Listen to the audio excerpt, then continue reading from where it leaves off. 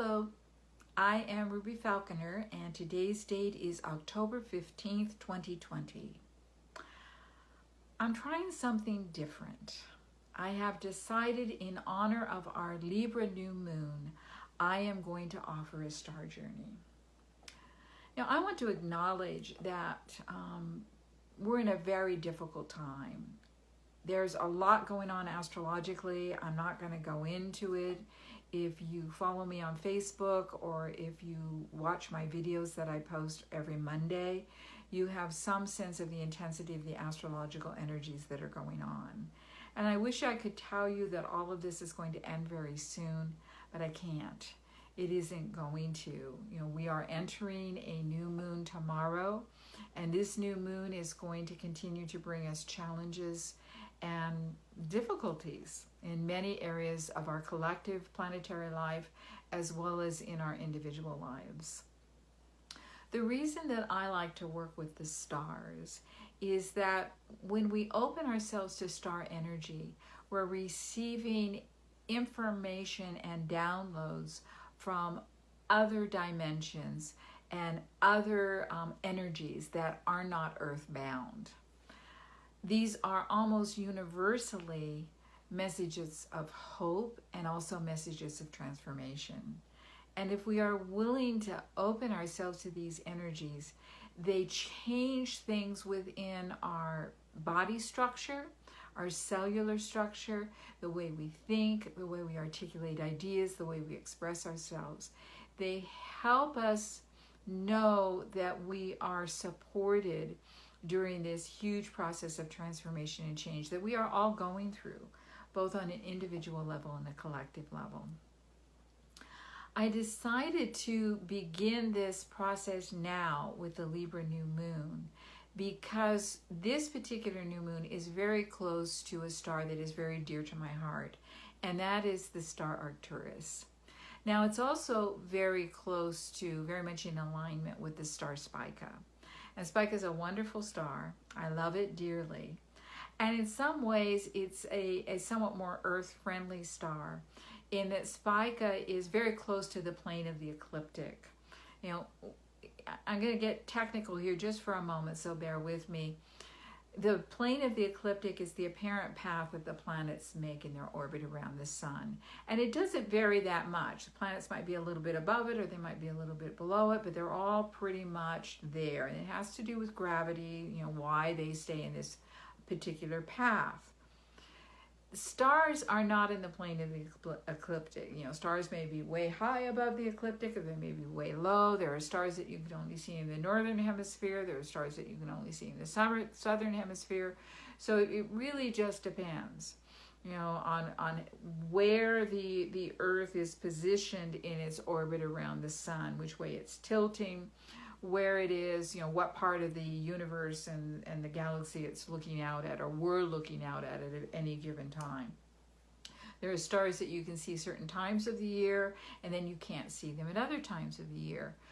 Arcturus and Spica are spring stars, meaning that you can see them very, very brightly at night during the spring and going on into summer. Right now in the fall, you really can't see either one of them except in some places in the northern hemisphere that have a very clear view of the western horizon. And then you see them after dusk and only briefly. So they're what we would call setting. The sun has set. They're very close to the sun right now. And so you see them in that period of darkness, of dusk, after the sun is set. And you particularly see Arcturus because it's a very bright star. Arcturus is relatively close to us. It's only 37 light years away. So it's a neighbor of ours in the cosmos, in that it's really quite close to us. Spica is pretty close too. It's 250 light years away, but it's not as big a star and it's not as bright a star as Arcturus. Arcturus is a giant. It's an older star, quite ancient. Spica is a white star and it's younger. Spica is also very close to the plane of the ecliptic. And so it will come into what's called occultation. It'll come into relationships with planets at various times. And it's also a star that's very worthy of journeying with. It's many people throughout time have considered it to be a quite delightful star. It's the alpha star in the constellation Virgo. And it's a very beautiful energy. But for our purposes right now, I've decided that I would like to share a journey with the star Arcturus. The reason being that Arcturus holds a lot of prominence as a star that is associated with other dimensions and other types of consciousnesses. If you go on the internet, you're going to see a lot of information about Arcturus, and a lot of it is downloaded. People download channel information that they receive from this star, and then they, publish it and they share it with other people. That's great, that's wonderful. That's not what I do. What I like to do is I like to take people on journeys with stars so that you can receive your own download. Right now, we cannot, as I said earlier, you can't see the star Arcturus at night, but during the day, particularly right now during these days, the 15th, 16th, and 17th, we've got our new moon tomorrow on the 16th. During this dark moon window, those 3 nights when you cannot see the moon because it's in between the earth and the sun, so basically the brightness of the sun obscures the moon, so too does the brightness of the sun obscure Arcturus, but it's right there. It's right near the sun. And on the 17th, we have what would be called the Arcturian portal, in that at that time, the illuminating energy of the sun is being like a transmitter for the energy of Arcturus to planet Earth, and also the energy of Spica, and they're very different kinds of energies. Now, Arcturus is a, like I said, an older sort of energy than Spica, which is, in my mind, a more Earth-friendly star. It's closer to the Earth energies, being closer to that plane of the ecliptic. So what I'd like to offer to everyone is an opportunity to go on a journey with the star Arcturus. And what I want to say in terms of how to do this kind of a journey, the stars don't speak in English. However, that being said, they do communicate with us, and sometimes they communicate in words, or our mind translates the energies that we're receiving into messages that are words that we can understand. But if we are willing to open our field, and what I mean by that is just to kind of imagine that we can unzip our energetic field and open it up, then we can receive energy from the star. And the star Arcturus then can come in and work with us in a cellular structure. So the way that the stars speak to us is they speak to us through emotions, they speak to us through body sensations, through memories, through images, through colors, sometimes through smells, through sounds, things that we might hear. One of the things that I enjoy doing, when we have a clear night, is going out and looking at a star and really focusing on it and doing that, unzipping my field, opening up and allowing the energy of the star to come in and to communicate with me. And I've led journeys with people where we go on star journeys and we allow ourselves to communicate with the stars in that way. But you do not have to be in the actual physical presence of the star. In other words, you don't have to see it in order to go on a star journey, because the stars are always there. And the wonderful thing about going on a journey with a star like Arcturus is that during this dark moon window, the dark moon is the 3 nights on either side of the new moon. So it's tonight, October 15th, tomorrow, which is the actual new moon at Libra 23 degrees, October 16th, and then October 17th, which is the actual Arcturian portal. That's when the sun will be on the 24th degree of Libra, which is where Arcturus is right now. So we can receive this energy and receive information and have it be expanded, illuminated, transmitted by the energy, the solar force of our sun. And so we might imagine that this energy comes into our solar plexus, which is that area right around, right just a little bit above the belly button, and that the energy comes into that area. So we can receive this energy from Arcturus and allow ourselves to be informed in some way by this energy, which comes from other dimensions. You know, it comes from the great star nations, and the great star nations are not three-dimensional. You know, when we go online and read about some of the things of people who are communicating with other dimensional energies, you'll generally find people are communicating with the Arcturians, the Pleiadians, and the Sirians.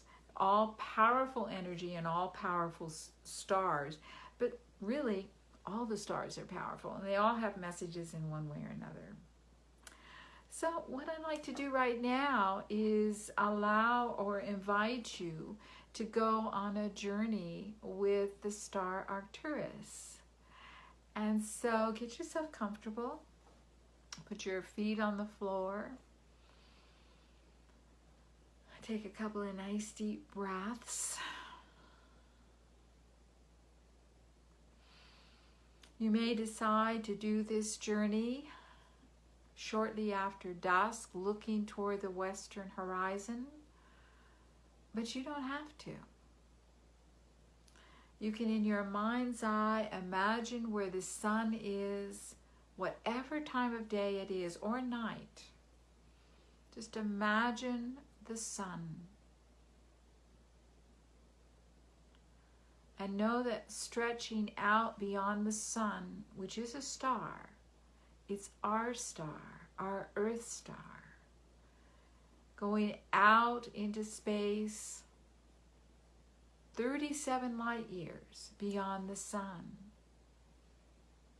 We come to the beautiful yellow-orange giant star, Arcturus. If you know the Big Dipper, the asterism, the Big Dipper, which is not a constellation, it's what we call an asterism. You can find Arcturus. You see the ladle and the arm of the ladle. You arc to Arcturus. And then if you want to find Spica, you go a little further. You spike to Spica. But it's hard to miss Arcturus. Second brightest star in the northern hemisphere. An orange giant. Quite beautiful. And so imagine that you have found this beautiful orange giant star that is being illuminated by the energy of our sun. The solar force of our solar system. And imagine, if you're willing, that you can unzip your energy field and very gently open it to receive a transmission through the energy of the sun, emanating from this amazing star being, Arcturus. And allow this energy to come into your field and to communicate with you in whatever way it will, whether it's emotions or a feeling of energy in some way, a vibration, a sound, a smell, perhaps a memory from your past, a color. And maybe your mind will translate the energy into a message. So imagine that you can make your eyes, your internal eyes, very soft, so that you keep an internal visual connection with this star. And imagine that there is a cord stretching from deep within you, deep within your solar plexus, that stretches all the way up to this star Arcturus. And through this cord, information is being transmitted from this amazing, wise energy. And it's being transmitted directly into your body. Nice deep breath. Listen and receive.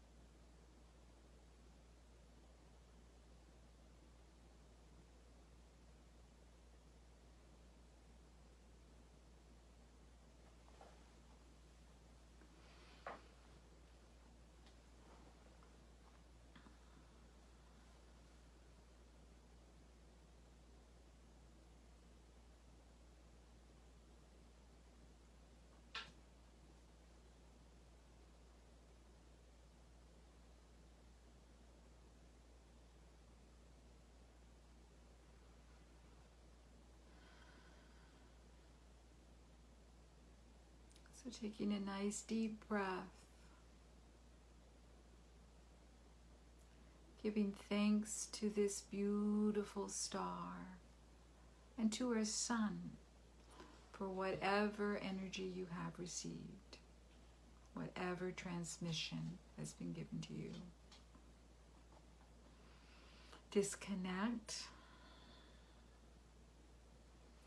Pull in whatever you want to receive, letting go of that which is not yours.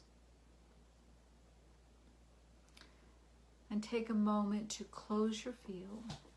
Zip it back up. Holding within it anything you need.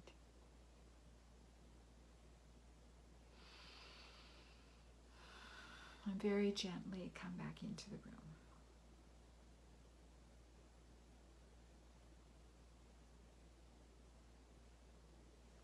Thank you. We will talk again.